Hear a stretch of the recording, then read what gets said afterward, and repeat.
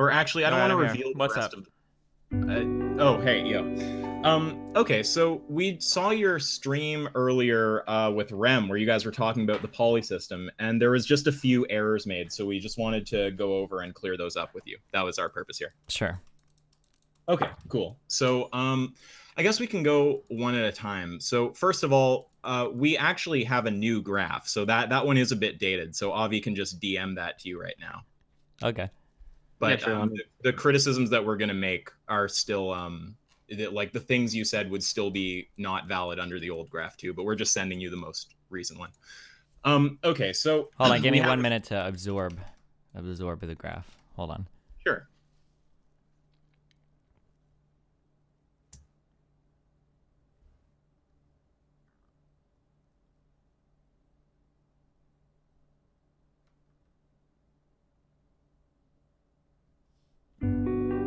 I'll post it in private text so we're all looking at the same thing. Sure.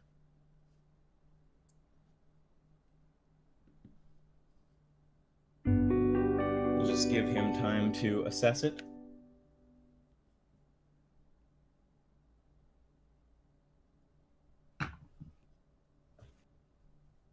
Okay. Okay, go talk. Okay, so there's just a few things. So we'll just go from direct quotes, so there's like no chance for weirdness. Okay, so we have three that we have a problem with. So the first one was you. You said, because you're basically evaluating every single action based on the outcome, it's just consequentialism. Like, yeah, but then they try to say it's not. So the debunk on that would be no, the moral equation is P equals U plus D. Evaluating purely based on utilitarian outcome would just be the U line. Okay, but the outcome still matters. It's one of the major determining factors for whether or not you use deontology or consequentialism, which makes it all consequentialist.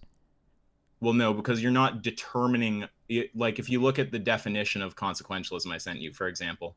So this is just from the IEP, which is the standard peer-reviewed resource, right?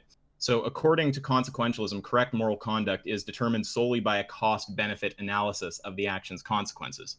So that's just one variable in our equation. Sure, so how do you determine whether or not you evaluate it using utilitarianism or deontology? So you would look at well-being minus suffering, and you would look at where it falls on that spectrum. And where it falls on that spectrum is called an outcome. Well, there's not. You're doing it by consequence. You just literally gave me the definition of consequentialism. No. Consequentialism would be actually evaluating it in terms of what's the benefit, what's the cost, and then saying that. Yeah, like the amount of suffering minus well-being minus suffering. You're redefining it. No, I'm not. I'm using the definition on IAP, which is according to consequentialism, correct moral conduct is determined solely by a cost-benefit analysis. And your cost-benefit analysis here is well-being minus suffering. No, that's the x-axis. That's not. Look at the equation. P is the moral value under the poly system, right? So P is U plus D, right? Sure. Yeah.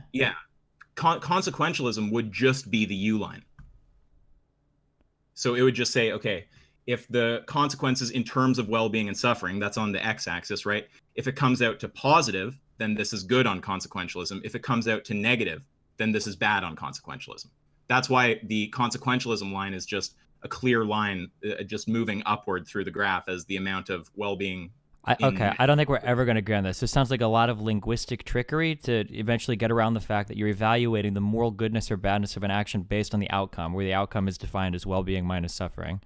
Wait, how? Sorry, you can't define outcome so broadly that it encompasses deontology, right?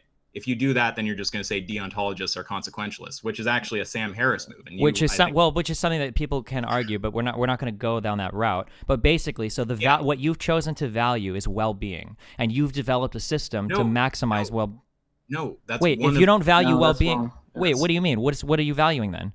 Okay, The equation is the combination of well-being plus deontology. Yeah, and by definition, if you look at the definition, any definition of consequentialism which says it's solely based on well-being versus suffering, or solely based on the outcomes, and by definition, anything that has any other variable in it, by definition, excludes it from being consequentialism. But here's a better way. Wait. What you just said, so you're saying that because you have minus suffering, that makes it not consequentialism? No, Destiny. Sorry, Destiny. The well-being minus suffering That can all be under consequentialism, right? The other variable is the deontological wrong of the action. You'll see that the one line is just straight. It doesn't vary with its place on the x-axis because the well-being to suffering ratio produced by the action, that doesn't have an impact on the deontological rule. Yeah, so here's the thing, like, does D Okay, wait, but real matter? quick, how do you determine whether or not you care about the deontological rule? You do it at all times. It doesn't vary depending on the well-being or suffering. But you just said that at a certain point, the action becomes moral, even if it doesn't fit into deontology, and you switch to consequentialism. It's just that, yeah, but at all points you're factoring in deontology. That's the key. But it's not how you evaluate an action. You're evaluating it based on outcome. You say that it's a factor, but it's not. But deontology is never a factor. Deontology is. Wait. We can't have equivocation on what outcome means. Okay, when we're talking about outcome and we're talking about utilitarianism, we're talking about something like the outcome in terms of well-being and suffering produced, right? If you count the outcome in terms of rules being followed, under that logic, deontology would be consequentialist. Yeah, and this is an argument that some people make, but I mean, like, that's not what we're arguing right now. That's not. Basically, my problem is that, like, you have a system where you're saying that you're switching back and forth between consequentialism or deontology, but the way you determine whether or not you're switching is based on the outcome, which is just consequentialism. No, Destiny. Okay, I see. The thing is, I don't know how to be much more clear. Like, if we're talking about sure, so if you wanted to be super clear, what you would say is what you're describing here is literally rule utilitarianism. That's what this is. No. That's a whole other thing. Rule utilitarianism depends on where the rule is coming from, right? So for rule utilitarianism, the rule actually derives from some kind of consideration of the well-being to suffering produced by holding to the rule. Like, if you ask a rule utilitarian, why is it wrong to steal someone's organs to save 5 people? They're going to say, oh, that might maximize well-being locally, but globally it wouldn't. So we put a rule in place so that we don't. That's exactly what your system is doing. The rule that you've put in place is this weird balance between. Here's the vital difference. If it's rule utilitarianism, it would collapse back into act utilitarianism in a vacuum. Ours doesn't, because the rule actually comes from deontology. The rule isn't bootstrapped from utilitarianism. How can you get okay, so let's say we have a deontological rule. It's bad to murder people, right? We can agree that that's a decent, right? You shouldn't murder, where murder is defined as the unjust killing of somebody, right? Sure. Okay, so let's say that you kill one person to save 1 million people. So is that okay, or is that still immoral in your system? I'd put that in the okay category. Okay, because you're going by outcome. You're killing one to save 1 million. That's consequentialism. What's the equation? Some weird linguistic way to not call it consequentialism, but that's what it is. I just gave you in deontology. That's not an argument. Come on, That's exactly what you're doing. That's not fair. That's not an argument. You said some weird linguistic trick. That's no, just rhetoric. I'm not. So okay. Just you're evaluating things based on outcome. Let's slow down. Guys, hold on a second. Do you all want to really hear each other out and get to rock bottom here? Because I don't want to just have some like bitchy quick thing and then we get off. Like, let's just talk about this and we'll hash it out. Because look, okay, Avi, do you want to go? You can talk if you want. Okay, all right. Look, so here, let's just make sure we're not talking past each other. So I'll tell you what I think you're saying, and you tell me if I'm misrepresenting it or not. So what you're saying is, even though you're having a switch point, even though you could generate different answers, because the x-axis in the variable, it's well-being minus suffering, because that's being used to determine whether one switches over the other, that basically makes it consequentialism all over again. Yes. Is that a fair representation? Okay, sure. So we're not talking. I'm not talking past you. You're not talking past me. I understand what you're saying in its entirety. Okay, good. Let me ask you this question, Destiny. If the x variable is well-being minus suffering, does that make it consequentialism for a moral system that has a variable for moral value? For example, if that's the thing you're ultimately, I don't need an example. If that's the thing you're ultimately valuing, then yes, that's the answer would be yes. By definition, I believe that would be consequentialism. Well, no, it's not that you're ultimately valuing it. It's that that's a variable determining the moral outcome. It doesn't mean just because it's a variable determining what the moral value would be, it doesn't mean you're valuing it. So here's an example. Hold on, wait, no examples. So I just want to make sure you're using clear words. So when I say morality, I understand morality to be a system determining what is virtuous. So something that is virtuous is by definition desirable. I don't understand how you can say we can have something that is moral but isn't desirable. I don't know what that means. You could have something that is moral but isn't desirable. Well, yeah, so you're having certain, so you can say certain things are, but again, you can say that well-being of in the middle well-being to minus suffering could be desirable or virtuous. Or you can say that no well-being. I really just want, the reason I'm wanting to give you an example is because I think it'll click. Well, no, because the examples are obfuscating our inability to define our terms. You haven't even seen the example. How do you know it's obfuscating? I don't want an example when we haven't even clarified our terms, because it thinks it's just gonna muddy up everything even more. Okay, so when you're talking about outcome, you mean the consequence in terms of well-being and suffering produced by an action. Yeah, right? your x-axis is your outcome, is your utility here.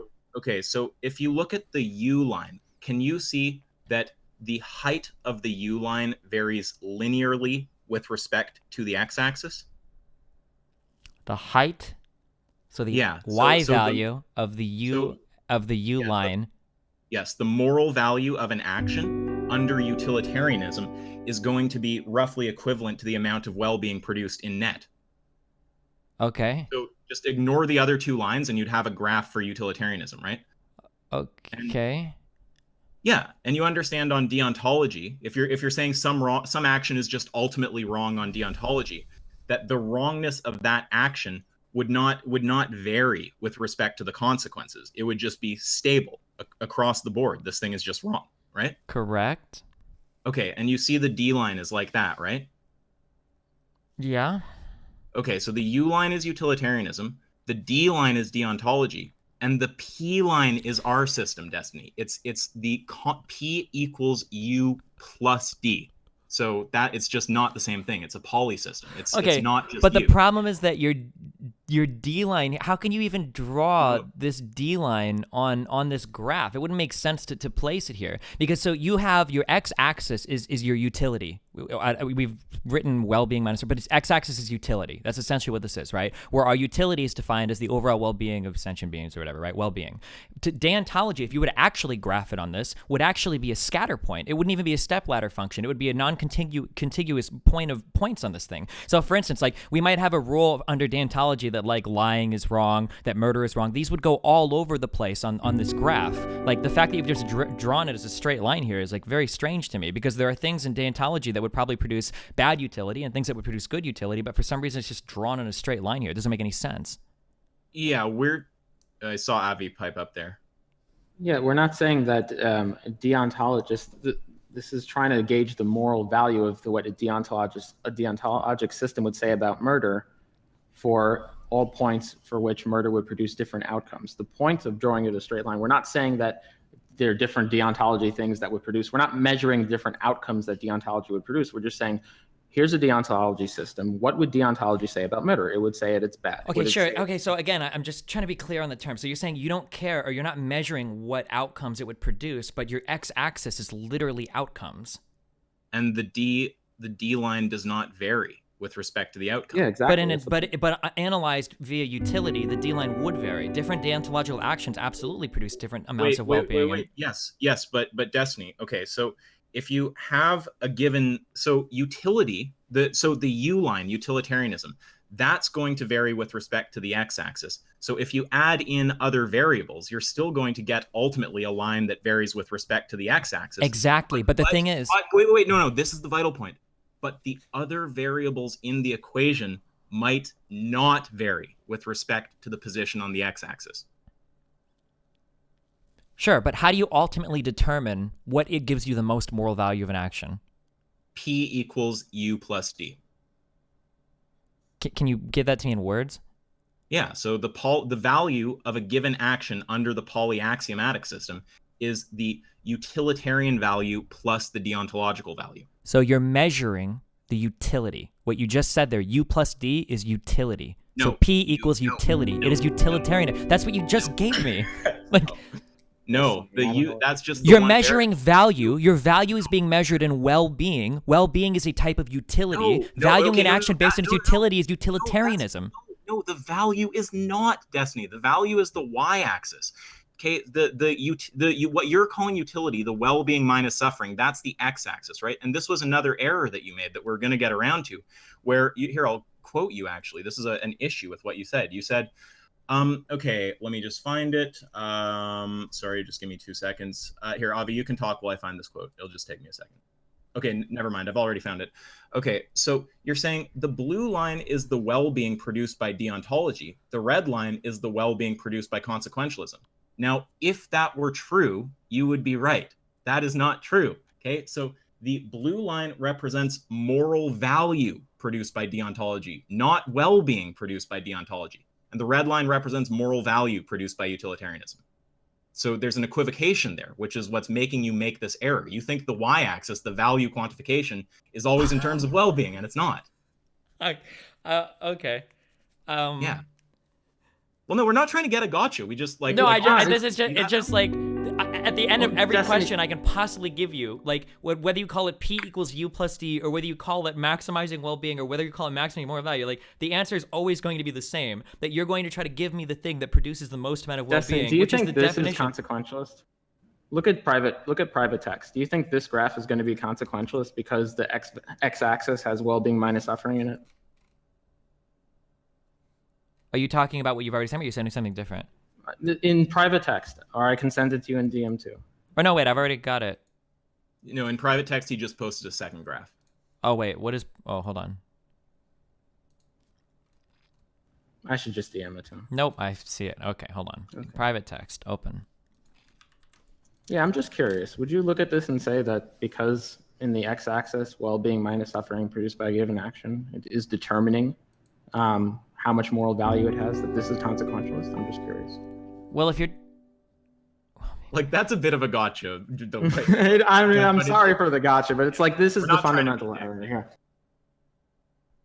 well, I mean, it's a gotcha because I literally have no fucking idea what I'm looking at. Like, it feels like I'm looking at something that's not even wrong. Well, I don't understand what is happening here. He's making the point that just because you plot something on a graph with a well-being to suffering ratio doesn't mean it's consequentialism. No, because the but when you plot, to the sure, place on the, but when you plot consequentialism, okay. So here's what I'm saying. Okay, so I'm gonna bring up Paint and I'm gonna copy paste your graph. Okay, fuck, hold on, it's not 1 second.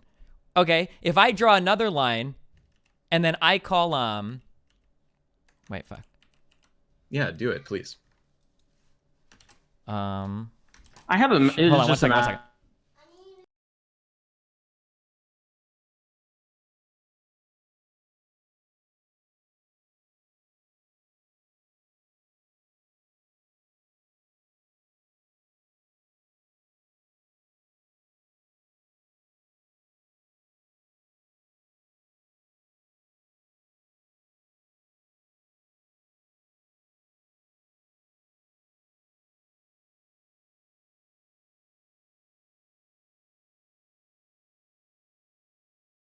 Considers utility at all. Okay, I'm back.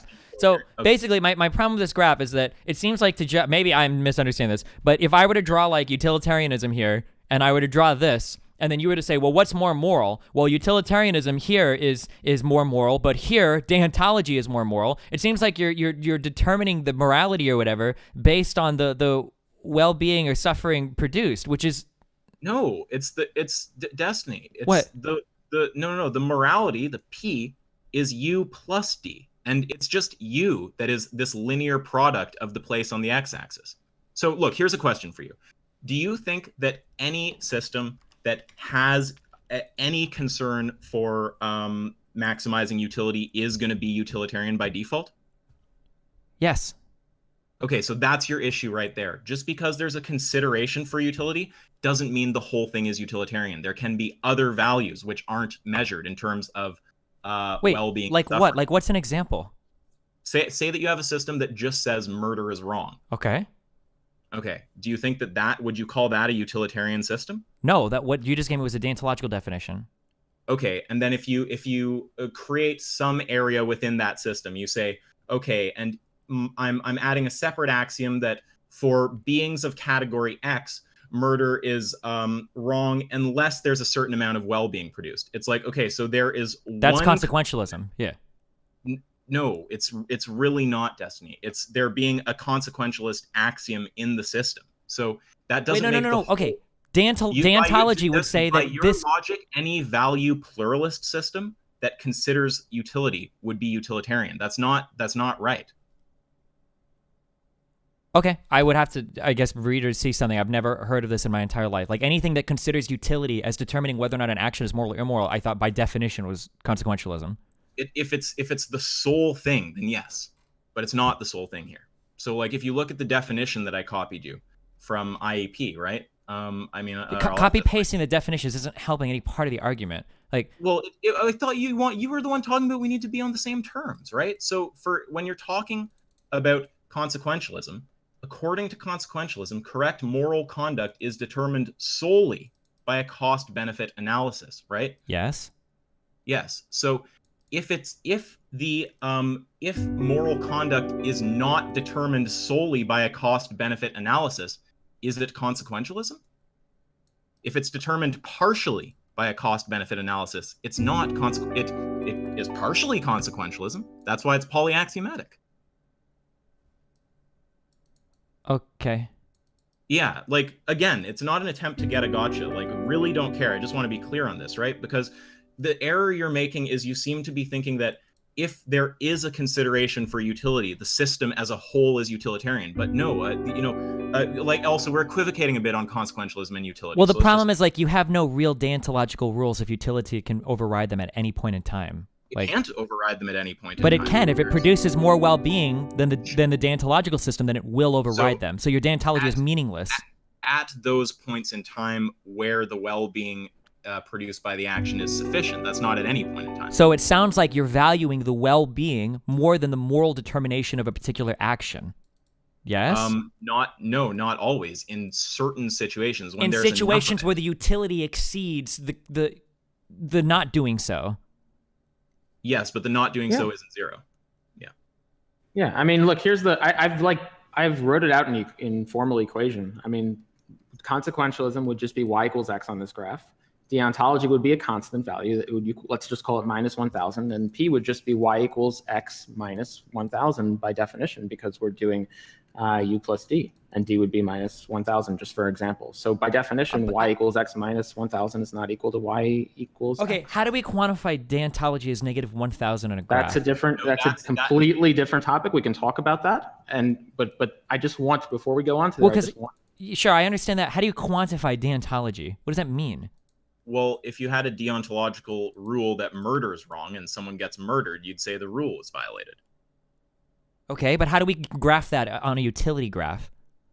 It's not just it's weird to call it a utility graph. You just graph it as having negative moral value.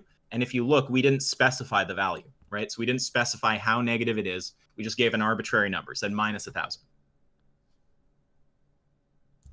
Okay. I just don't understand how deontology, which doesn't consider outcomes, is graphed on the same chart as utilitarian. Well, it graphs with no variance contingent on the position on the x-axis. Yeah, that's exactly what you would expect if you were to graph it on that graph. I mean, it doesn't mean that the value of deontology is a function of its place on the x-axis. Okay, let me try to look more. So what actually would happen is if we were really graphing this, where x equals well-being minus suffering. So if you were really graphing this, like truly, I'm pretty sure that deontology would exist not as a line, but as a single point at x equals 0, y equals infinity. Okay, wait, Destiny, we appreciate that a well-hashed-out deontological system would have multiple values. No, not multiple values. It would have one value. So a deontological graph it wouldn't have a line. It would be one point at y equals infinity, x equals 0. Every action that is moral is moral. That would be it. So would you say that? Oh wait, that's not true. That's just not true. I mean, it's a law of identity. It has to be. If you accept logic, it's true. No. Anything that is moral by definition. Yeah, which means. Okay, look at what you're graphing. If you're saying if for example, let's say a deontologist says, okay, the moral value of murdering someone is minus 1,000. Let's ask the following question. If the well-being minus suffering is 0, which would put you at the origin of the x-axis, what would a deontologist would say? A deontologist would say the moral value of killing someone is minus 1,000. If we put the well-being minus suffering at 5, what would a deontologist say? A deontologist would say the well-being minus the moral value of killing someone is minus 1,000. If it's 10, it's still minus 1,000. If it's 20, it's still minus 1,000. That's why it would be a line and not just the dot. Okay, it might be a line. But it would be a line at like negative infinity, positive infinity. That doesn't have to be the case. It does. By definition, deontology doesn't It evaluate outcomes. Yeah, it would. It would be a line at negative infinity, positive infinity on the x-axis. And Correct. Look, but that means that you would never use utilitarianism then. Then you would be a deontologist. Wait, there's something weird just happened there, but you can go, Avi.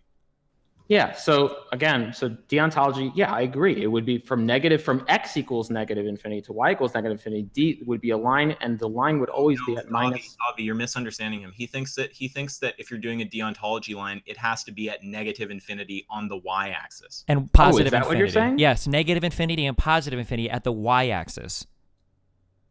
What? Really? Yes, because a deontological action is either moral or immoral by the action itself. It doesn't consider well-being or suffering, right. And that's a binary. But you wouldn't say that. Like, it just feels weird to me. It's like, well, this utilitarian. But how do you get into minus infinity? Because it either is or it isn't. It doesn't like make judgments. Are you saying a deontologist would say that it carries a moral weight of negative infinity? So like, well, no, they would say it's either moral. What?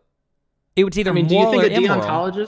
Do you think a deontologist can't have gradients in terms of how immoral different rule violations are? Do you think they think that violating the rule of lying is just as immoral as violating the rule of murdering? Is that your impression of deontology? Yes, both of those are considered immoral. Now, how we would punish those would be immoral.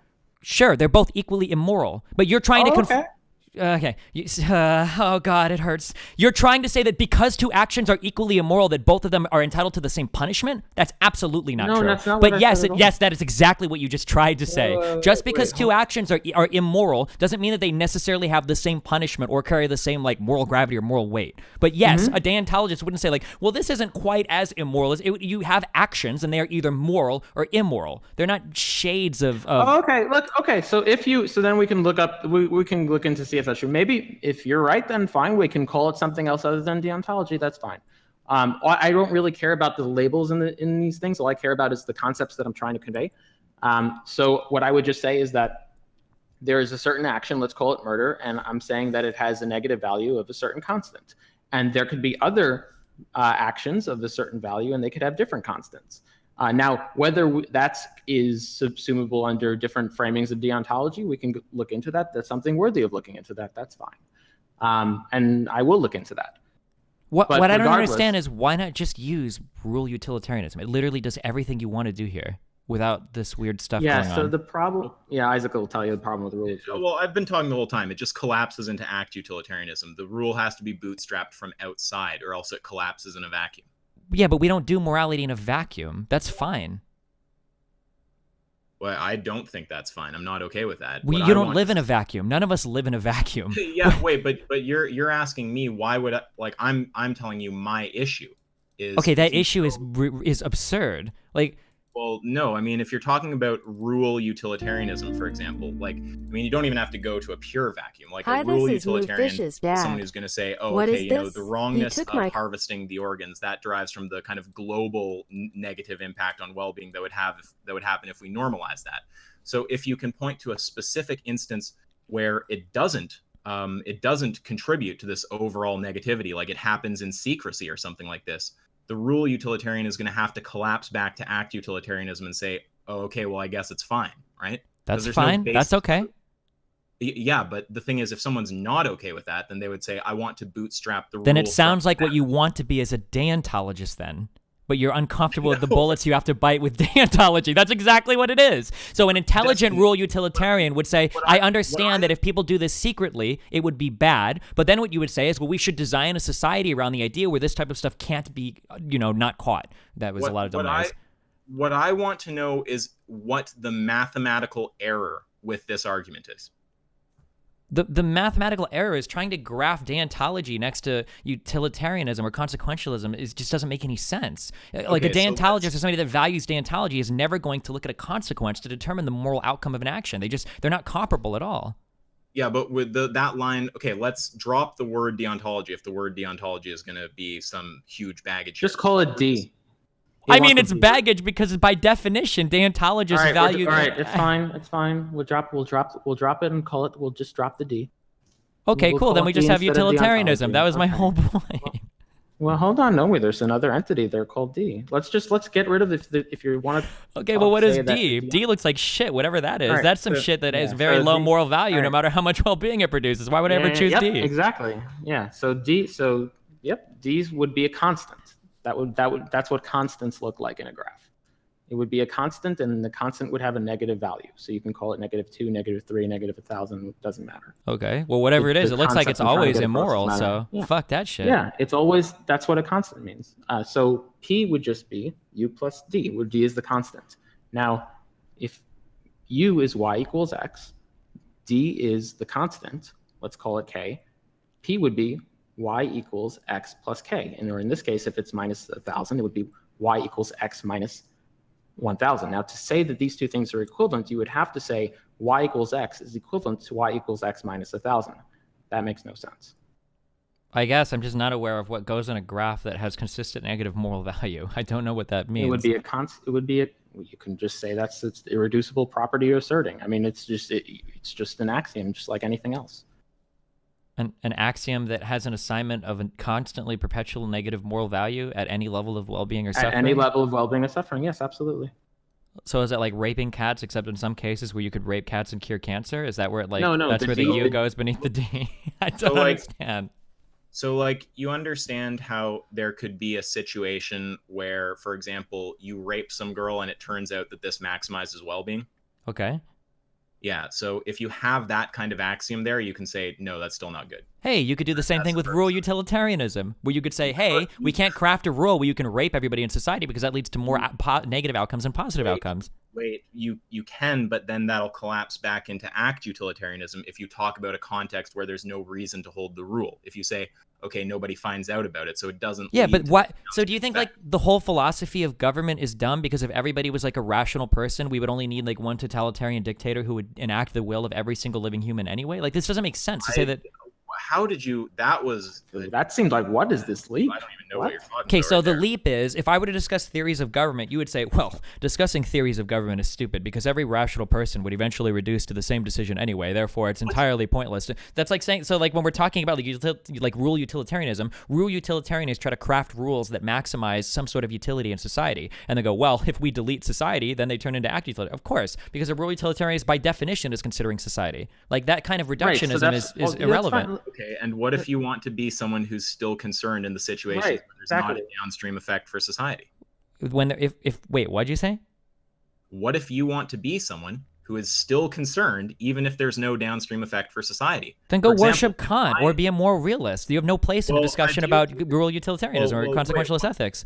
Well, no, the thing is, if you want to say, no, it's wrong to rape the girl, even if the consequences come out good and no one finds out, so it doesn't lead to, some kind of downstream amplification. I don't understand. You're a moral anti-realist, aren't you? Why are you so obsessed with being able to make a moral judgment? That's a meta-ethical red herring. That's not relevant to a discussion of normative ethics. Wait, no, it's absolutely relevant because meta-ethically, you're telling me that you should be able to tell somebody whether or not an action is right or wrong. That's like an important assertion for you.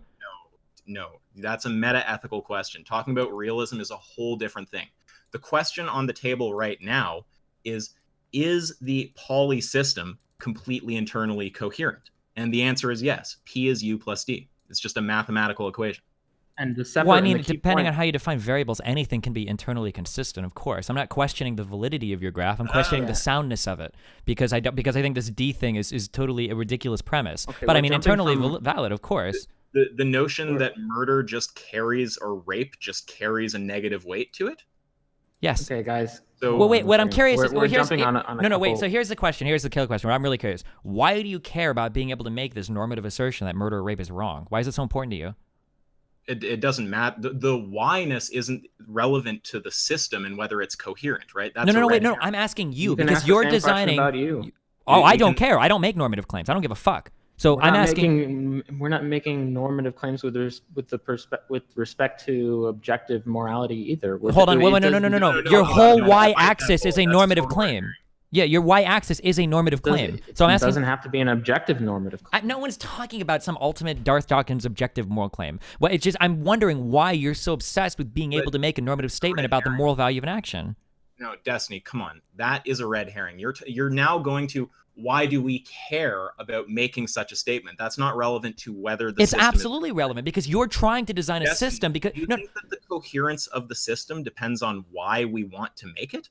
Yes, because the system is largely unsound. Okay, so the path that we take is, I say, why don't you be a real utilitarian? And you say, well, I don't want to be a real utilitarian. Well, why not? Because if that reduces back to act utilitarianism in a vacuum, which is ridiculous, but if it does, I want to be able to say that murder is wrong. Oh, well, that's weird. Why do you want to be able to say that murder is wrong? Why do you want that part of deontology so bad? That's what I'm asking you. Why do you have to be there? No. We have three very specific things that we're criticizing here, right? So we're not talking about why we accept the system. That's a complete red herring. Okay, wait, just real quick before we go off, are you going to be able to answer that question, or is that not something you're comfortable answering? I think that it's irrelevant, so I'm not going to humor it. I mean, okay, gotcha. So that's like the central let's point. humor it. What? Hold Yeah, on, hold on. I'm curious. Why do you want to be able to apply like a why- judgment to an action, whether it's good or bad? Wait, hold on, Destiny. If we humor you with this question, can we go on to the things we wanted to talk about? I mean, I guess, but I mean, like, this is like really important. Like, I don't want to like have to go over like really important things to talk about like the coherence. It's a complete red herring with respect to the coherence. Or with respect to whether it's equivalent to utilitarian, I agree. It's also a red herring. But if he's really curious, we can. Like, he should just abandon it, though. Do you think that the coherence of logic depends on someone's reasons for accepting? You keep talking about coherence. I can give you a million systems that are completely valid and coherent. That doesn't make them worthwhile. Okay, and please acknowledge that this is one of them. Yeah, of course it is. Anything can be coherent. But that doesn't make it wasn't good. the point of That doesn't make contention. just because an argument is valid doesn't make it a good argument. I understand. Okay. That wasn't the point of contention. The point of contention was is P equivalent to U, or is this utilitarian, or is this consequential? I'm just having a human being conversation with you, okay? I just want to know why you want to be able to say why you so strongly value being able to call an action moral or immoral. That's what I'm curious about. Oh, sure. Like, it's the same reason that anyone would want to call something moral or immoral, and just the same reason a consequentialist would want to be a consequentialist. It's the same reason a deontologist want to be a deontologist, because I just do. Just trying to capture what we value. So now, if we agree the system is coherent... Wait, so then we're all descriptive egoists. You all came to me in the end. We did what we do because we want to do it. I'm happy that you've joined me on the descriptive egoist table. I feel like I'm with friends now. Okay, let's keep going. What's the next part? Okay, but just to be clear, Destiny, like on the meta-ethical, I mean, if you want to say, absolutely, it's the net result of all my preferences results in the graph that I'm showing you right now. Yeah, absolutely.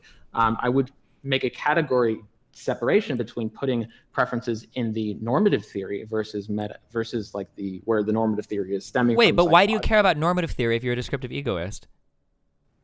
Well, again, as I'm saying, the fact that, I didn't call myself a descriptive egoist on the normative theory level. You can say that the reason I'm affirming all of these things is because there's things going on in my brain and I have certain preferences and net preferences. Oh, no. Oh, you weren't agreeing with me. You were being absurdly reductionist. Okay, you know what I'm asking. Well, I'm not asking you, like, when I ask you, so for instance, if I were to ask you a question of, like, why did you kick that cat? And you go, oh, well, the ultimate summary of everything that's happened in my life in the universe has led me to inevitably be at this point in time where, a biological, like, that's not what I'm asking you. So on a lower order level, not like on a descriptive egoist or on some sort of, whatever level. Fuck, I forget the word I'm looking for. But like, why do you want to be able to call an action good or bad? Determinist level, that's what I was looking for. I'm just curious, why do you want to be able to call an action good or bad? Not like this is the sum of all of my thoughts. I'm just curious, like, what the answer is to that question. Other than saying it's the sum of all my thoughts, I'm not really sure. I mean, I would say it's no different than anyone else. It's no different than the same reason a consequentialist wants to affirm consequentialism. Okay, so then the reason why, so then if I ask you any question, you can literally respond always to that. So if I say, why wouldn't you just be a real utilitarianist? You don't say, because that's the sum of my thoughts. You give me an argument. Why can't you give me an argument for why you want to be able to say something is good or bad? Well, no, I can't. On the level of logic, I can't, unless something logically contradicts itself, I cannot give you. Okay, cool. Then why are you trying to convince me of this argument if you can't do it using reason or logic? I'm not trying to convince you of this system. What I'm trying to convince you of is that this system is not another system, which you're saying it is. I'm not trying to convince you that you should get on board and hop on board the polyaxiomat train. What I'm just saying is there are certain statements that were made that I think are actually, I can show to you, are actually factually incorrect. Okay, and then those statements were the first one. Yeah, that this equals consequentialism, or this equals utilitarianism. And I can show you mathematically that it doesn't. And it's by definition not the same thing. That was one thing I took. And that doesn't require me to convince you to get on board with my moral system. All that just requires me to show you is that they're not equivalent. Okay, let me really engage those. Let me try it. What was your math meme to prove that? Sure. Well, here, actually, wait. Let me make sure that I have this. Let me draw the graph. Let's make sure we're all on the same graphmatical pages. Okay, so I'm gonna draw. We have it for you. Yeah. Okay. I just want to make sure that I have it so that everything is so that I feel Gucci. So our x-axis, x equals. I'm just gonna call this well-being. Okay. Well, it's a bit more specific. It's well-being minus suffering, so which is well-being. That's what that is, right? No, it's net well-being. Which is well-being. Can we No. There's a difference. You understand that the well-being and the net well-being could be two different values. The well-being could be 20. The net well-being could be 2 because there's 18 units of suffering. So it's net well-being. It's not just well-being. Okay, we'll call it NWB then for net well-being. Here you go. Sure. Okay, and then our y-axis is going to be the moral value. Moral value of a given action. Is this a net moral value or is it? This is gross. Okay. So now, if I had to draw draw a deontological line, okay. But no, we got rid of the baggage. Just call it the D line. Well, you can't do that. What do you mean? Wait, because your whole issue with deontology, because remember, we had this conversation. Your whole issue with deontology was that different actions cannot have different negative moral values. If you violate any rule, it has the same moral value. That's your contention with it. Now, what I'm trying to do is I'm trying to escape getting into an argument about what a definition means with you. I'm trying to just talk about the concepts I'm trying to convey. So if you want to get into a definition argument about what a deontologist says, if a deontologist can frame that different rule violations, whether violating the law of lying or violating the law of murder, carries different negative amounts of moral weight, or if they just have to all say it's wrong regardless, that's an orthogonal conversation to this. That's why I'm trying to get rid of the baggage, because my interest with you, Destiny, is not to get into an argument about what a deontologist would say. My interest is I have certain concepts I'm trying to convey, and I don't want them to be said that it equals a concept you're trying to say. That's all. So let's call it D, unless you have an objection to that. I mean, if we're going to randomly throw horizontal lines on the graph and then label them and not identify them, why have the line at all? Well, I can explain to you what it means. It's a perfectly coherent concept. It just means that the action of murder would have a negative moral value. Let's arbitrarily call it minus 1,000. And it would have it regardless of the well-being to suffering ratio, which means it would produce a straight line at the y equals minus 1,000 value from x equals negative infinity to x equals positive infinity. That's by definition what it means. So then is the D line a specific act? Or because my whole problem is this D line fucks. If I were to truly graph this, it wouldn't even be 2 points actually. I guess if I could actually take into account what you said earlier, it would actually be a vertical line at x equals 0 from y equals infinity to negative infinity. That's what the D line would actually be. That you could do any act and it'll have some level of morality, since you're uncomfortable saying yes or no, moral or immoral. It would have some level of morality that would be between infinity to negative infinity, but it would be irrespective of well-being and suffering. It wouldn't consider. That would be a straight line as I depicted it. But a straight vertical line though. No, a straight horizontal line, and I can explain to you exactly why. Because again, so let's say there was an action which would produce a net well-being of 0. According to what would the D say? The D would say its value is minus 1,000. Let's say the net x. Wait, why would it say 2. that? Because I'm defining it. I'm telling you that for all, regardless of well-being or suffering, regardless of x, regardless of the value of x, the act of killing someone, D would say that act of killing someone would have a moral value of minus 1,000 at all points. By definition, that makes a straight horizontal line. I can agree with that. Okay, so let's instead of calling this the D line, let's call this the M line, where M is murder. So we can call that an action, and we can make that a horizontal line where X equals well-being, and no matter where you are, murdering is always wrong by definition. So that can be a single action. Sure. Sure. Okay. Yeah.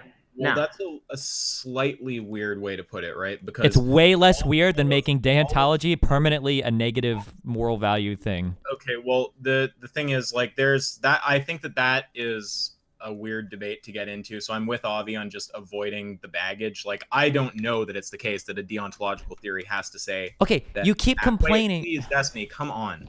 I don't want to have some battle about whether a deontological theory says that actions are infinitely wrong or not. Like, I'm under the impression that if it says the actions are just duties or obligations in of themselves, they could have them in some kind of tiered hierarchy. Okay, and I gave you the tiered.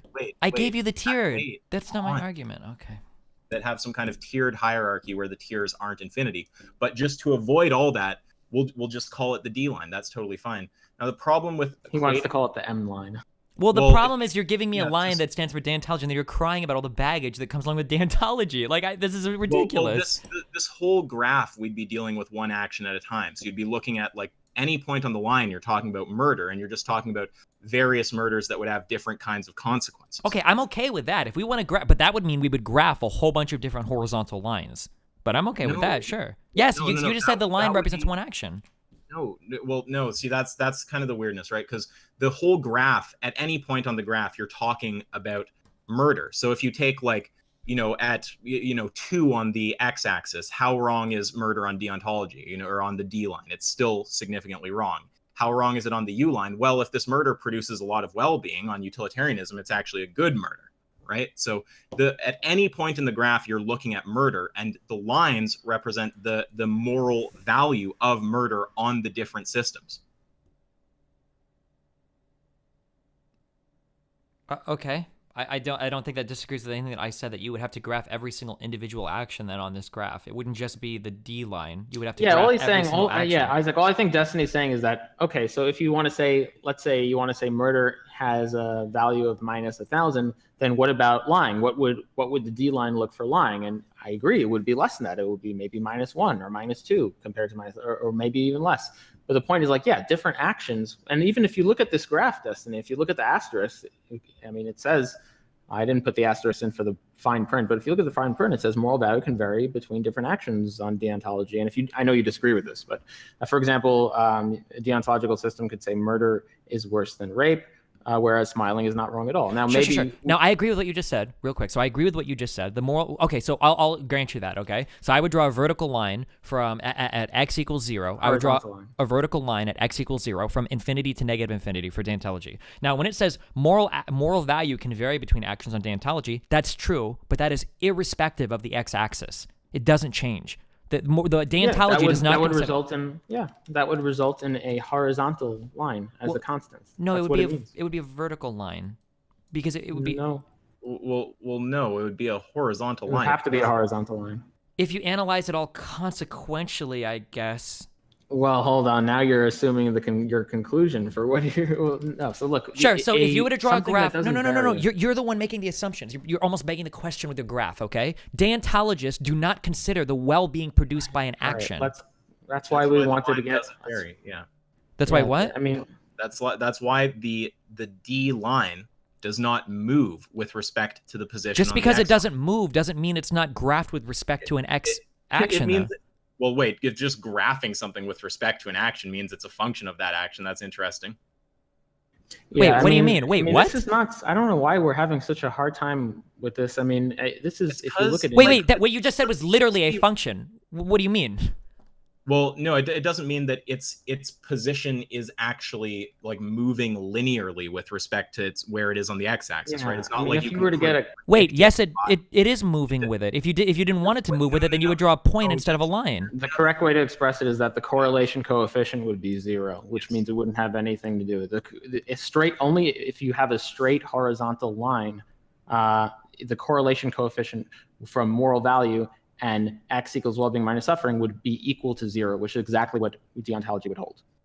But the thing is that the deontologist wouldn't even acknowledge the x-axis exists. That's the thing. Let's just All right, so let's get rid of the baggage then. The word Fine. deontology. Let's abandon that word. It's just causing Okay. too much problems. I agree. Let's just call it Let's just call it wrong utilitarianism. word.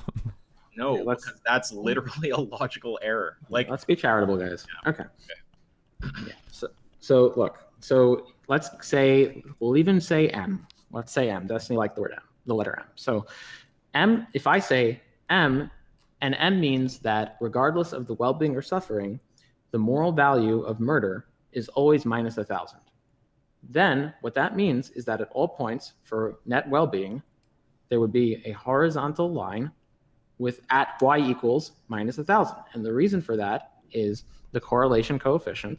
Well, by definition, that's true, but also the correlation coefficient would be equal to 0. Sure. Meaning, yeah. Do you understand then that your graph is a consequentialist graph? Will you at least say that or no? We're going to get to that, Destiny. That's what I'm trying to, I can actually believe I could mathematically prove to you that it's not. So the reason, so we have established that M is a constant equal to minus 1,000. We agree on that? oh yeah. Yeah. So if you say y equals minus 1,000, that would be M. M is y equals minus 1,000. And if you were to plug that into your calculator, you would see just that. You would see a horizontal line at minus 1,000 for all points of x. Okay. I mean, are we in agreement on that, or are we still going to argue over it? Because It's been a long time, but I'm pretty sure the answer to that was no, strictly speaking. If you wanted to graph a line, or no, it would be y. Because we don't have to equals define like a minus limit or 1,000. whatever, right? Okay, sure. Yeah, we'll say yes. It's still a consequentialist graph, but okay, sure. Yep. Okay. pretty So y sure. equals minus 1,000 would be that. I mean, I don't want you to say it just to agree with me. I want you to be convinced of it. I mean, I'll graph it in right now. I can do this in Google. Y equals minus 1,000. I'll show you what the graph looks like. Okay, I believe you. Just for the sake of it, yeah, go for it. Here it is. No, I believe you. It's okay. Go for it. It's still a consequentialist graph, but go for it. Okay. Now, if we were to graph utilitarianism slash consequentialism, I hate using the word consequentialism now. I like utilitarianism instead. But Well, utilitarianism is a form of consequentialism. I don't know why we would yeah, exactly. make Yeah, it more specific, but go yeah, I ahead. like that. I like it better. But okay, so what would consequentialist graph look like? It would look like y equals x, and y equals x. That's exactly what you would see. You would see a linear line with the intersection at the origin of the graph. It would Okay. be y equals x. Do we agree on that or no? Yep. Okay. And then if I say P is what the polyaxiomat system would say. P is U plus M. So that would mean that it would be y is equal to x minus 1,000. Because if we take x and minus 1,000 and add them together, we get y equals x minus 1,000. Okay. Okay, so the question I have for you is y equals x equivalent to y equals x minus 1,000. Okay. Are they equivalent or not? No. Are they equivalent equations? No. So the equation of consequentialism is y equals x. The equation of the polyaxiomat system is y equals x minus 1,000. They are not equivalent equations, therefore they are not the same system. Okay. This is all still analyzed. Your graph is a consequentialist graph. Like, that's the only reason this works is because the graph is, by definition, a consequentialist graph, because this x-axis is, by definition, something that a consequentialist would be concerned with. If you were making this graph and you were a deontologist, you wouldn't be graphing well-being or suffering at all. You would just have, like, one continuum of moral value. You would just have a single line for things that are moral or less moral, but it would be irregardless of any type of outcome. Like, No, the fact that you're you trying... can frame you can frame x as degree of rule. Okay, can comporting you with draw the me rule. then a single continuum then? Will you graph utilitarianism and deontology in one dimension instead of two and show me how those two line up with each other? I'm not sure I follow what you're saying. You can't follow it because you're thinking about it as a consequentialist, and it's inconceivable to think of it without using consequentialism. Hold on, Destiny. I'm trying to be charitable and I'm trying to understand what you're saying. What I'm trying to say is that what a consequentialist would say, in other words, look at the answers a consequentialist would generate. The answers a consequentialist would generate would fall under y equals x. Mm-hmm. The answers a M would generate falls under minus 1,000. Not for completely true. murder. So the full sentence is the answer that a consequentialist would generate to another consequentialist is equal to y equals x. The answer that a deontologist would generate to a consequentialist would be y equals minus 1,000. That's your actual answer. You're missing that last part because you're begging the conclusion with the existence of this graph by having the x-axis in the first place. That's where we're disagreeing with each other. I don't see how I'm begging the conclusion. You're begging the question because you literally have your x-axis in here, and the fact that you would even consider that axis at all is by definition consequentialism. A deontologist. How does that make P consequentialist? I'm saying that the only way you can analyze this entire framework is through a consequentialist lens. That a deontologist won't acknowledge some level of well-being or suffering in relation to their actions. Yeah, I think we need to clear up what we mean by consequentialist then, because it seems like there's two different meanings that are being used here interchangeably. Yeah, I've given the definition like multiple times. Yeah, this only makes sense. This only can be possible if we're using two different definitions of consequentialist. Yeah, so consequentialism is a view that morality is all about producing the right kinds of overall consequences. Here, the phrase "overall consequences of an action" means everything the action brings about, including the action itself. So that, by definition, that is your x-axis. Oh, okay. Then deontology is consequentialist. Yeah, then so that's the Harris error, right? So if you define consequentialism that broadly, then you're going to say deontology is consequentialist because it's concerned with the consequence of rules being followed. What we take someone to be saying if they're talking about consequentialism is usually something closer to utilitarianism. So, like, if you look at utilitarianism, I'm just okay. First, you read me your definition, and now I'm reading it back to you. And you're getting upset at me for reading your own definition to you. I mean, that wasn't his definition. No, that was So, according to consequentialism, correct moral conduct is determined solely by a cost-benefit analysis of the action's consequences. Like, which is what the x-axis is. Do you hold the position that Kant was a consequentialist? No, didn't Kant believe in categorical imperatives? Like he believed in. So then don't use a definition of consequentialism so broad that it would encompass Kant if you're going to say that Kant's not a consequentialist. Okay, but this isn't really how we. I can't. This is like a higher level contextualized argument that I'm not capable of preparing. But technically, yeah, you can reduce deontology to consequential, and you can reduce consequential to deontology. Yes, and virtue ethics. That's why sure. This is part of why it's better to just use the term utilitarian, because it makes it clear to people we're not talking about some construal of consequences that is so broad and vague that somehow it accounts for all of deontology. We're talking but you are, because your utility is literally net well-being, which is incredibly broad and vague. So there's only, I mean, I don't know how to get any more simple. I mean, I don't mean to be rude. At this point, I would say that you're struggling with high school level math, and I would just sure. Kind so what I would say is you should find anybody with a BA in philosophy to support you in this argument, and you won't. Everybody will laugh at this graph. They'll say this is the dumbest thing I've ever seen. There's a PhD in philosophy who understands this. I would love to have him come in here and talk then, if he really wants to. I know you're not. I know that's not true what you just said. I would love to have him come in if he actually has a PhD in philosophy. Yeah, I would love to hear his arguments for this. Yeah, I'll shoot him a message. Yeah, let's shoot him a message. Sure. Yeah, let's see if he can come on. But let's not hinge. Well, no, because we're stuck on this. We're never, because by virtue of graphing D on a graph with the x-axis being well-being, you've already made it consequentialism. Like that. I disagree. Yeah, I know I understand we disagree on it. That's my assertion. You disagree, but we're never going to move past that. I get that you're struggling a bit with it, but you have to understand for it to be utilitarianism, Destiny, it has to be that the moral value of the action is actually determined entirely by the utility, right? Yeah, and you've got this weird word here where you're saying like entirely, like if you sneak in something else that isn't just another form of utility. Which is utility. It's not utilitarianism. Which is utility. That's what you're giving it like different words, and that's why you're getting hung up, because you think that if you call things different things, it's not actually utility. But utility is like a really broad concept. What we mean by utility, we were very clear. Sure. What do you mean by utility? I'm going to ask you, because we've told you about 10 times, Destiny. Do you want me to say what you mean by utility or what I think utility is? Yes, I want you to say what you think I mean. Exactly, we gave you the mathematical equation. Sure. So, is this the P equals U plus D? Is that what utility is? This is why. It's why we'll give it to him. It's fine. That's what I mean when I say like struggling with high school math. Sure. Yeah, is it well-being minus suffering? I mean... Yeah, y equals x. So y being the moral value of an action would equal x. If x is utility, wait, no. That's not utility. That's utilitarianism.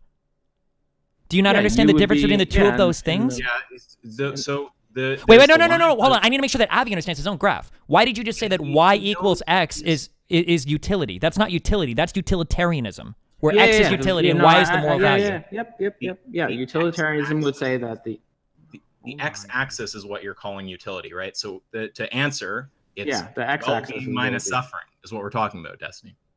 So utilitarianism would be roughly some kind of linear function from that line, or I mean, I guess you could make some exponential version, but it's going to be positively correlated, right? Where it's going to say the higher net well-being, that is, when you subtract suffering out, the higher the net well-being is, the better that action is going to be on utilitarianism. Okay. So now, so look, again, I don't mean to get salty, I don't mean to get rude, but you're just making a mistake, dude. Okay, when you try to say that a system is still utilitarian if it has other axioms which are not utilitarian, where the value of that axiom does not move in relation to position on the x-axis, you're just wrong. That's just all there is. So how do you determine when to follow U or D? P, well, we're following P. We're not following U or D. And the equation for P is U plus D. Can you give me an example of an action? I don't understand how that works out. Do you add deontology and utilitarianism together to get P, or how does that work? Well, that's what you're definition. doing. Yeah. Okay. So how does it? So let's say the deontologist says murder is wrong, but utilitarian says murdering 9 people is okay. Does that mean you murder 8 people and that's what P is, or? Okay. Now this is interesting, right? So there's a gray area in terms of where exactly the takeover point would be. But what you could generally say on a poly system would be, let's take the trolley problem, right? Killing 1 person to save 5. And we're automatically, let's just say we're already doing it in a vacuum or where no one's going to find out, so there's no appealing to rule utilitarianism. Now, what you could say is that killing 1 person to save 2, I think that's wrong.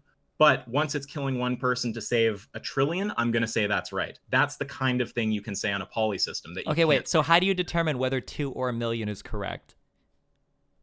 Sorry? How do you determine which one is correct, 2 or 1 million? Well, the specific numbers are not I don't need a specific number, just in general. How do you consider that 1 is okay and 1 isn't? Well, I don't understand how that's relevant. So what I'm trying to get you to say is you're saying we're determining whether or not it's moral based on the consequence of the action, which is consequentialism. Man, look, it's I get that you've gone on air and you've made statements and you want to defend them, but you're just being silly. Okay, I need the PhD guy in here. Is he responding or I can drag Rem in here if you want, but I know you guys don't like him, so. Do I have any other at least undergrad finishes, like Bachelor of Arts or Bachelors of Science in philosophy in my chat, or? I have. I mean. Well, other meaning on me. So the core point is Destiny appears to be holding the position that if a system has a utilitarian axiom, the system is utilitarian, and that's just false. Yeah, Destiny. Here's the thing. Let's say I answer your question and I say, okay, it's the same reason anyone does anything, and anyone values any set point or switch point, or let's say it's basically reduces down to why is it minus 1,000, why is it not minus 50, because that'll affect where the switchover point is. So, I mean, let's say I answer you. I'm not trying to convince you of my moral system. The only thing I'm trying to convince you of, Destiny, is that my moral system is not equivalent to the moral system you're suggesting it is. I understand. And all I'm saying is that when you're making decisions based on the outcome of those decisions, that's a form of consequentialism, by definition. And if you're factoring in another variable, which is not determined by the outcome, then it's not consequential. So when we talk about murdering 2 people or 1 million people, what else are you factoring in? P equals U. No. Just talk to me in human words. What else are you factoring in when it comes to murdering? The constant. What is the constant? The constant is murdering it has a negative moral weight of minus 1,000. The straight line. Okay, so how do you determine the moral value of murdering? Based on what? It's based on U and D. U and M. Okay, no, talk to me in human words. How do you determine that murder is bad? It's based on if the consequences outscale the inherent negative constant value of murder. How do you graph that negative constant value next to any sort of amount of people murdered? How do you even begin to assign that a number? That's exactly how it would look if you were to graph like it. It would be a straight line. That's what. No. By Okay, definition, so I want to speak. Don't talk in lines and maths. Okay, just give me a human conversation. You're telling me that murder is wrong, but you're saying that saving 100 people is good. So I want to know murder is wrong. How do you even approach a numerical value for that, and then weigh that against number of people saved? How do you even do that? What I said was, this is why I got rid of the baggage. What I said was that murdering 1 person is wrong, and it also carries a negative value of -1,000. But how do you graph that value against any number With of people a straight saved? line. As a constant. That's how it. So does that straight line start at 10 million or 100 million or 1 No, million? Or? That's a question. straight- That's the exact negative value of murder is something to be determined. This Okay, is a critical so point, when which is why there's not numbers on the graph. Sure, It's I understand. point, I right? understand totally. So you're telling me, let me see if I can summarize your argument. So you're saying that murder as an act has an inherent negative value, but that if you could save some number of people, that value could exceed the value of murdering someone. Is that correct? Yeah, it could exceed the inherent negative value. Now And let's then try this, okay? Here's what Let's try. here's Wait, what- wait, no, I no, don't wait, agree no, with no, that. wait. I want to try something else, okay? Let's say that murdering someone has a negative inherent utility, but saving some number of people has a positive utility. If that positive utility outweighs the negative utility, do you think that adequately describes the system? Because that would be utilitarianism. That's. You're equivocating on utility. I'm not So- equivocating. I'm giving you definitions. The fact that you think that if you could find a deontologist, Kant is not going to tell you that murdering somebody is kind of wrong. Do you want to know what you just equivocated between? Sure. Yeah, so you equivocated between the well-being consequence and the moral value. They're not the same thing. But you're graphing them together. You're the one saying they're comparable by They're saying on that the separate- well-being can overcome the negative value. You're the one that's equivocating those two terms. No, that's why they're on separate axes, Destiny. That's why they're orthogonal to each other. I want you got to No, bring don't in. laugh at me. Hey, You Isaac, got to don't bring laugh it. at You me. got to No, bring no, in the. no, no. Well, no, because you guys like legitimately sound fucking retarded. You have to bring in somebody that's actually educated on this. Like we're all like laymen discussing this, and this is like ridiculous. Like This is Destiny. This is grade fucking 9 math. except it's not, because I will never find. You guys claim that you have like bridged these two things. I feel like I'm talking to Athene when he said that he solved quantum mechanics and classical mechanics. Like this is what this conversation is. That you guys have found some revolutionary way with no formal background in philosophy to unite utilitarianism, when you mean to say consequentialism, and deontology together. Like I would love to see like an educated philosopher come in here and say like, oh yeah, this is why it's true. Have you heard of value? Have you heard of like things like value pluralism? I don't know. I mean, the reason value pluralism is not going to be related to this type of graph. do you think value pluralist can't have deontology and consequentialism values, and they can't have their switch points? I mean, Oh no, it's just consequentialism. Wait, I don't think utilitarianism is a value. What do you mean by that? Can you explain what you mean by that? When you say deontology and utilitarianism are values, what does that mean? Semantic. things you care about, like. I mean, you can care about. So, for Do you example, think deontology is a value? Is that what you mean to say there? Or? Destiny, you are just being obtuse. I'm not being obtuse. Hold you don't even on, understand guys, the words let's you're not go using, into and you're guys, trying to say that I can't hold follow on. high school math. hold Deontology and on. utilitarianism are not values. Okay, so then that's fine. If you want to say that they're not values, again, I don't want to get into a definition argument. What I was trying to get at is that it seems like, and I could be, and again, if I'm wrong, tell me I'm wrong. We can look into it. But my understanding was that a value pluralist would say that they are different, and they're what I think JHC described them as blenders or something.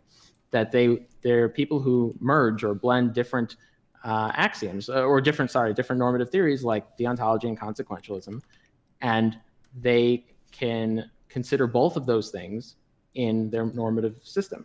Now, my question is, does that make them utilitarian, or does that make them just people who are merging two different things together? I don't know. I would have to look at like a particular value pluralist. I'm not sure.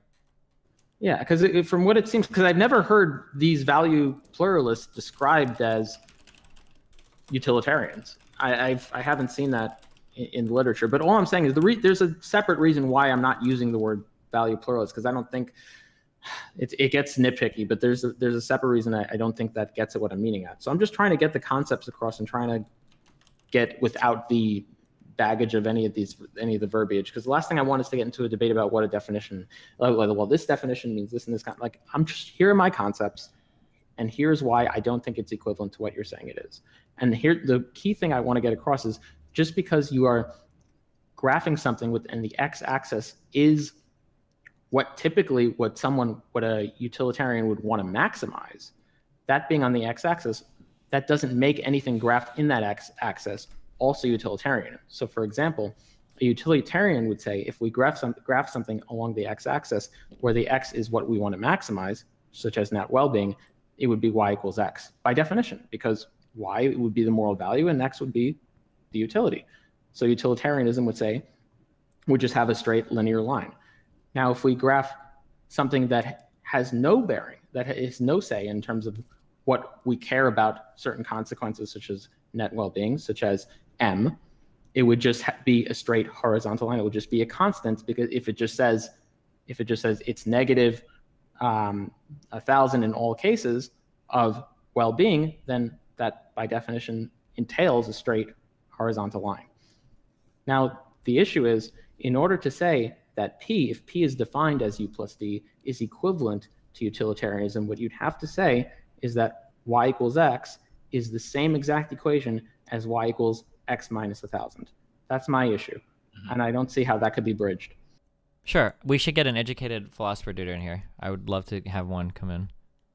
Okay, so if you're going to say that, would you at least acknowledge that you can't defend your position? That you're saying? No, I think that we've come to points that are irreducible, or that we can't get past. You're just objectively wrong, dude. Like, you're consequentialism. Sure. So, like, you just told me, for instance, that all value pluralists. So this is a term that I'm just going to talk over me. Oh, okay, like, go ahead. No, tell me how wrong I am, and I don't know high school math. Go ahead.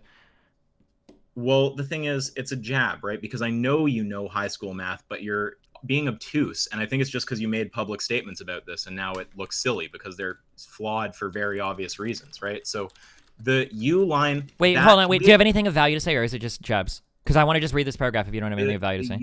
The U line is... Okay, I don't need you to read the graph to me.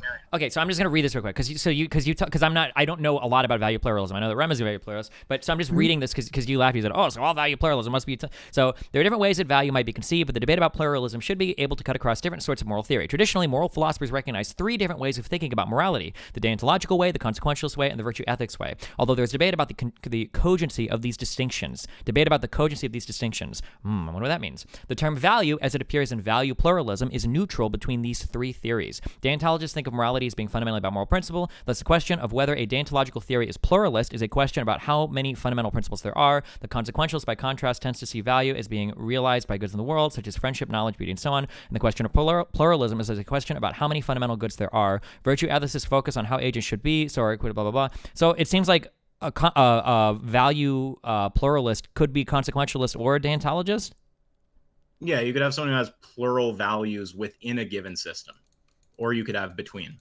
Okay, but it sounds to me like a value pluralist could be deontological, such that they say that there are different things that I consider when I think of my deontological system. Or they could say, well, I am a utilitarian, but there are different utilities that I measure. So happiness and something else or whatever. Could it be between as well, though? Could it be a between? Because if it could also be between, then you can have a value pluralist who could say, okay, I have certain values of within utilitarianism or within consequentialism, and I also have different values within deontology.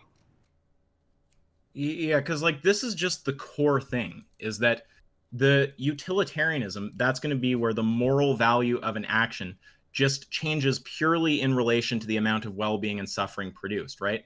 Now, if you're adding in some other axiom that's not determined by the amount of well-being and suffering produced, then your system isn't strictly utilitarian. Okay, hold on. I got a guy that says he has a BA in philosophy. Can I drag this guy in a second? I don't want some random BA student, dude. Like, okay, BA is a higher level of philosophical education than anyone in this call right now has. I don't want you just pulling in random people who probably are gonna just defend your bias because you're. Okay, then can we go to your Discord? Can we just ask someone in your Discord? Then I am very confident that no educated philosopher is going to defend your position. You can bring on your own guy. I don't care. I just need somebody that has a formal background in this field. The statement that we're disagreeing with is the claim that this is a utilitarian system. Okay, and that's what I need a guy to defend. Okay, I'm too dumb to do it. I can't do it. I acknowledge that I lost all my points, so I need an educated guy to come in and carry the argument for me then. Can you find somebody that's actually educated in here that can do this argument? Well, if you acknowledge that you can't defend it... I acknowledge it. I can't. I'm woefully ill-equipped to have this conversation. You sound like you're being sarcastic. Because I absolutely am. Because it's hilarious that people with no formal background in philosophy are... God, that's such a cheap blow, dude. Like, I mean, you literally just spent 10 hours saying, I don't know high school math, and you're going to complain then about me doing cheap blows? Come on, dog. It's because you're being obtuse. It's incredibly obvious what's being said here, right? So, hold on. The thing is, you're saying that even if you have an axiom in your system that it's not a function of utility, it doesn't change based on the utility, that the system is still utilitarian. How is that true? If you're always graphing things and then making decisions with respect, because what you're doing is you're taking deontology, you're reducing it to a utility, and then you're graphing that towards conventional utilitarianism, and then you're pretending that you're not just talking about utility. That's like I could plot my boner size on a graph versus time. It doesn't mean that time is somehow predicting my boner size, right? It doesn't mean that there's some kind of correlation there. No.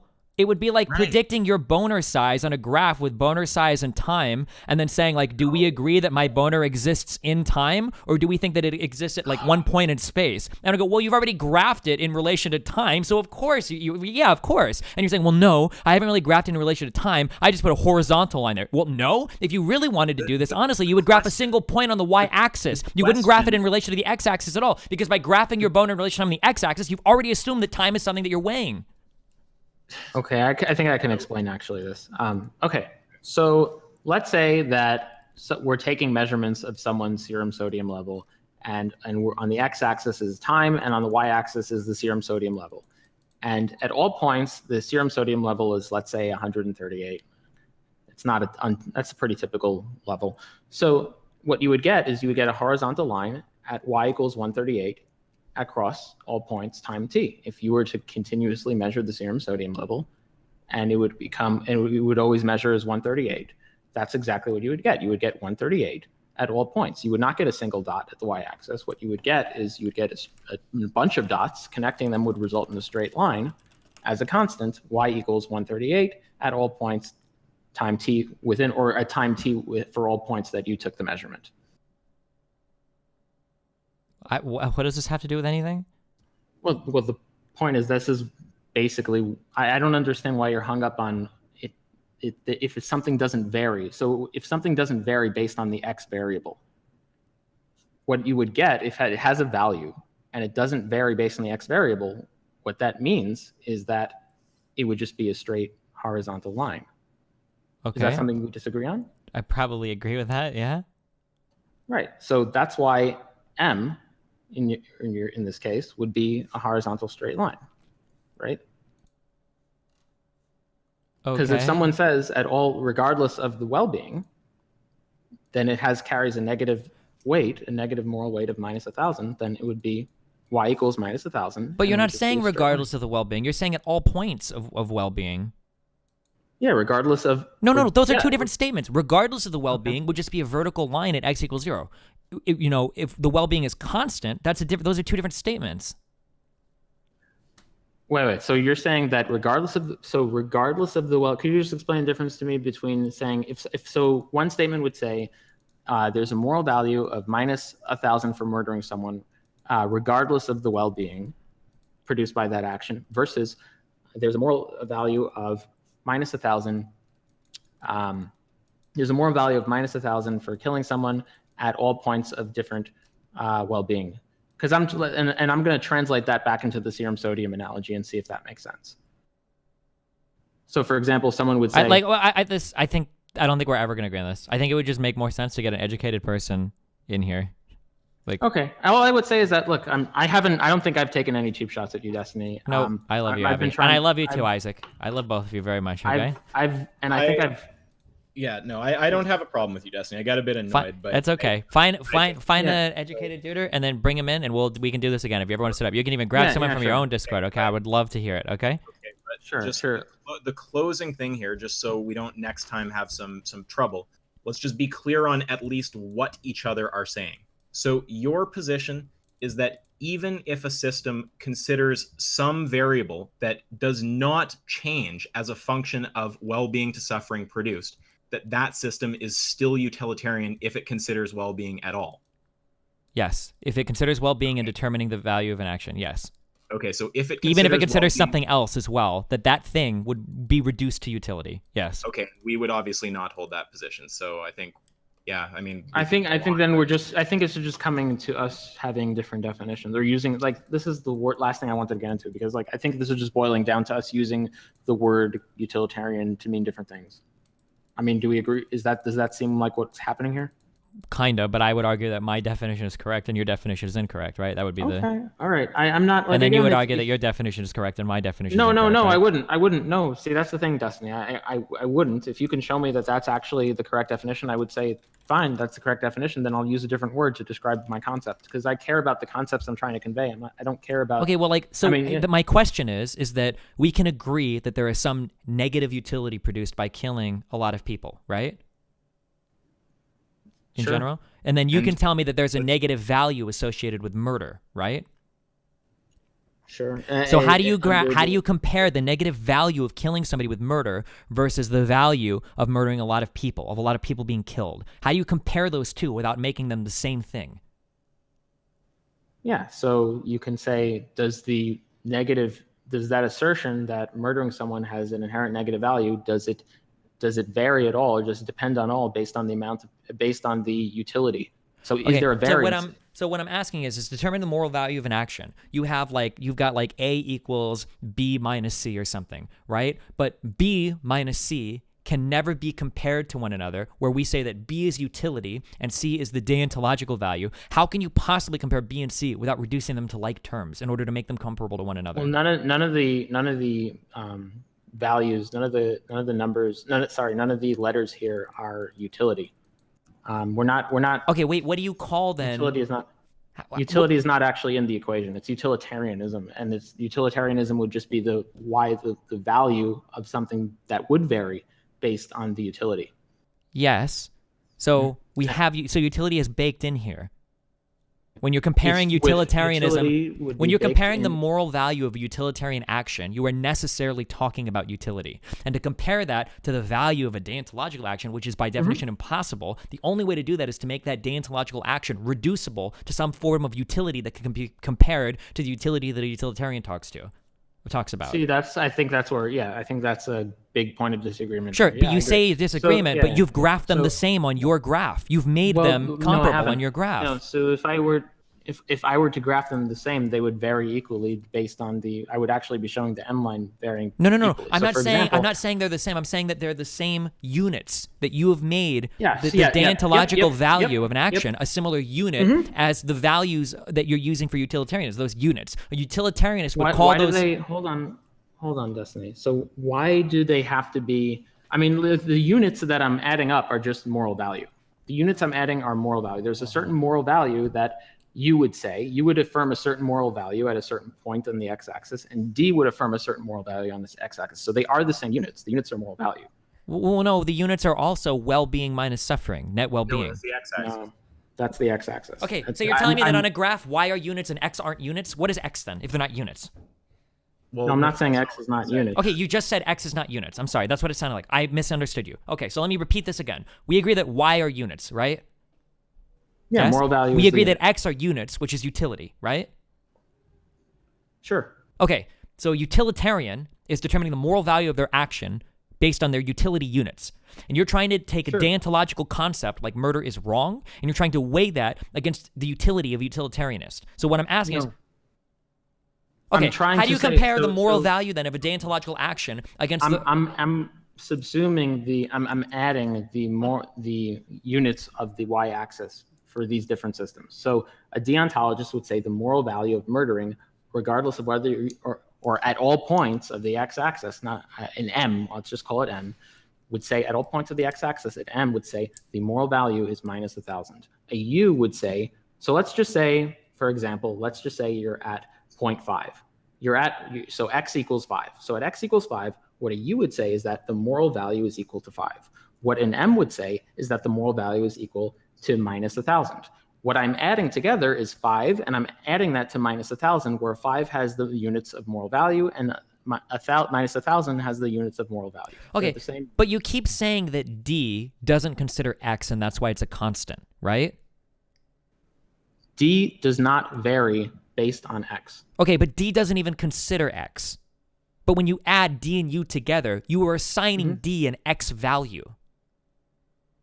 We'll go super math, okay? So let's say that I want to talk about a particular action, okay? And on the U line, I define this action as 4, 4, right? So this is X value of 4, Y value of 4, right? Okay, so that would be you. So you would say utilitarian that thing, for, okay? Now let's yeah, you say would say for you, just to make sure I'm on the same page as you. So you would say that there is okay. You would say there is utility of 4, and then the moral value is therefore 4. exactly. Now, when Yeah, I do the same with the sure. deontological thing, and I graph something at Mm-hmm. 100, negative 1,000, what I'm saying is that Mm-hmm. the utility is negative 100, and the moral Mm-hmm. value is negative 1,000. But the fact that The in that utility would be the the fact that in that utility x would be value you've 4. claimed what the utility is of a deontological action, you've already committed yourself to consequentialism. That's what I'm trying to say. Okay, so what I'm again you're okay. So just to make sure I'm following, so what D would say is that on point 4 it would be 4. It would be the x-axis at point 4, and the y-axis we would be at minus 1,000. And so how does that already commit D to consequentialism just because it's being graphed along there? I'm not saying Sure. So what I'm saying is that we have x comma y on a graph. Point 4 comma, Mm-hmm. we've got 4, 4, okay? That is an x value of 4 and a y value of 4. The x value of 4 means that our utility score is 4. The y value of 4 means that our moral value score is 4. For the deontologist, we have an x value and a y value. The x value is the utility, which is 100. The y value is negative 1,000, which is the moral value. The question is, how can you say that an action is deontological when we've analyzed it in a consequentialist framework by assigning utility to said action? Because by definition would be the case if there was a straight line that didn't vary based on the utility.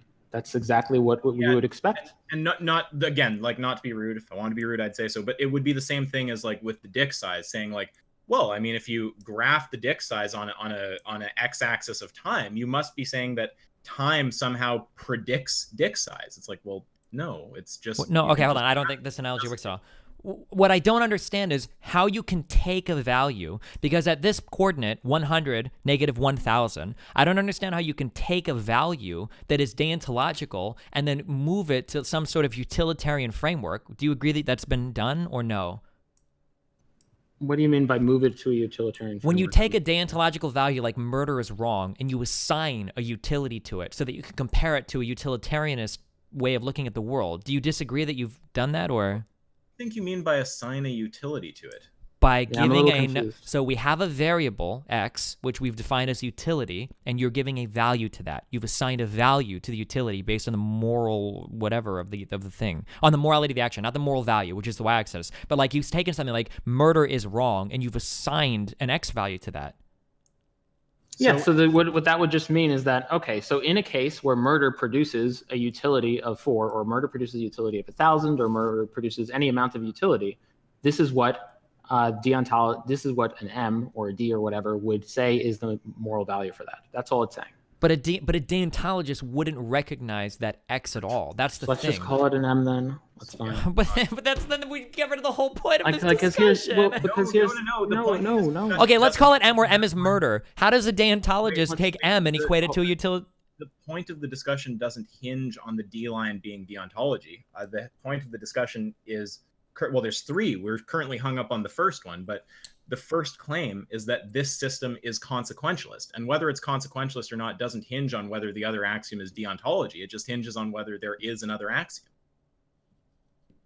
Okay, all right. I think we're going around in circles. I think we're about to go down, the same circle. Okay, find a dude, and then we'll reconvene. Okay. Yeah, all I would say, Destiny, is like, all right, I don't want to have conversations that are frustrating. I try to make it as not frustrating as possible, so I'm sorry if I failed in that.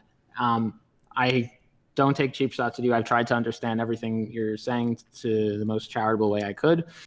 And it's not something to the point of like someone who has no formal education in this trying to like, I'm not someone who's just asserting this. I've run this by a PhD holder in philosophy.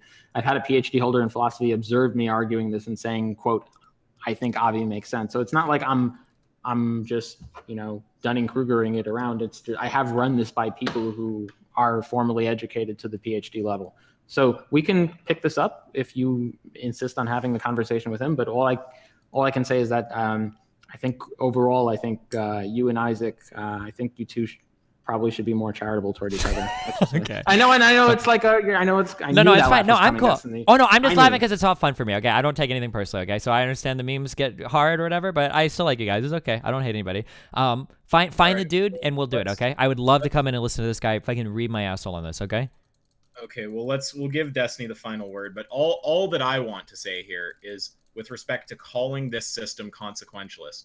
Okay, plotting a line on a graph with an x-axis that is utility does not mean that the system is consequentialist, because it could be that the position on the x-axis has absolutely no bearing on one of the axioms that you're graphing on the line, right? So a consequentialist system would be a system where the moral value of an action is predictable entirely in terms of its utility. So in a system where you're considering both utility and some other axiom, you're not dealing with a purely utilitarian system. That's all I really have to say. Okay, and I love both of you very much. All right. I love you too. Okay, hit me up when you got that dude. Whenever, any day. Take care, buddy. Hopefully within the next like 2 or 3 days, because I'm going to LA soon. So all right. Oh yeah, we'll do it. Okay, yeah. Let me know. Yeah. So wait. So when anytime. At any time. Message me. I'll wake up at 5 a.m. to do this. Okay. Anytime. All right? Okay. All right. Yeah. No, we'll do it. All right. Bye, love you, boo.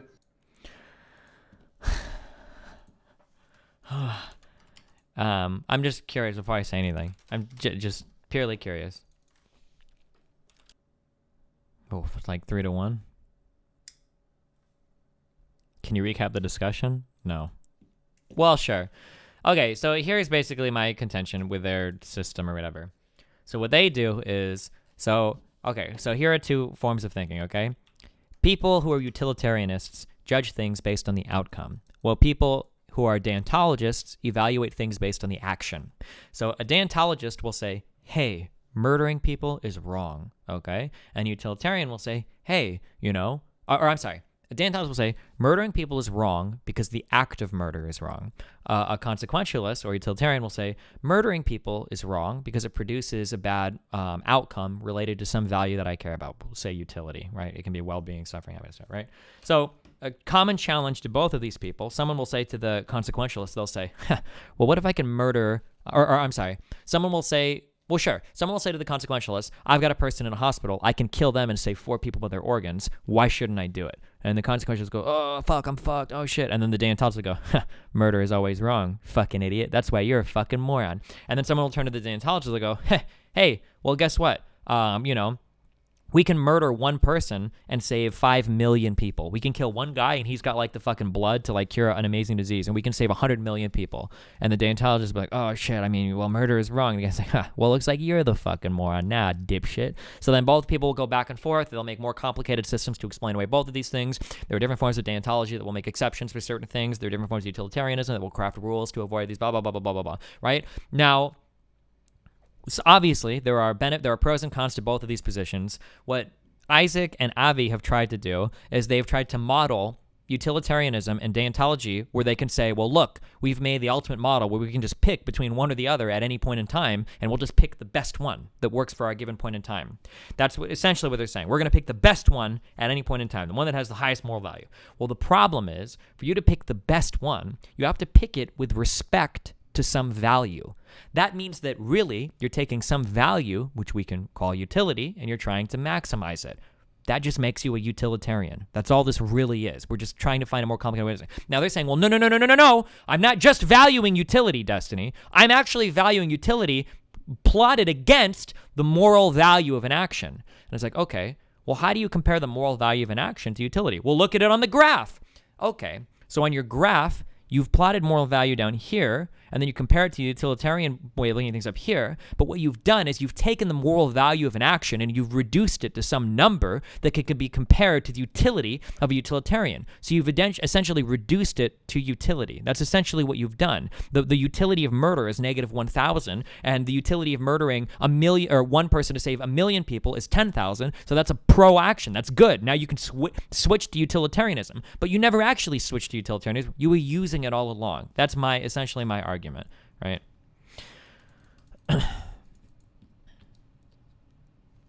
My problem with our system is that what I would consider myself I would say that I am a rule utilitarian, and I think that my system just does what this does in a more elegant way without as much memery. So what I would say is I believe in consequences. However, we should craft rules that make sense to society. For instance, killing one person to save 5 is not good, because then nobody would ever go to the fucking hospital, because they'd be worried that people would kill them to harvest their organs. So in that way, I can craft rules where I am concerned about the consequences, but I want the consequences to be in the context of society.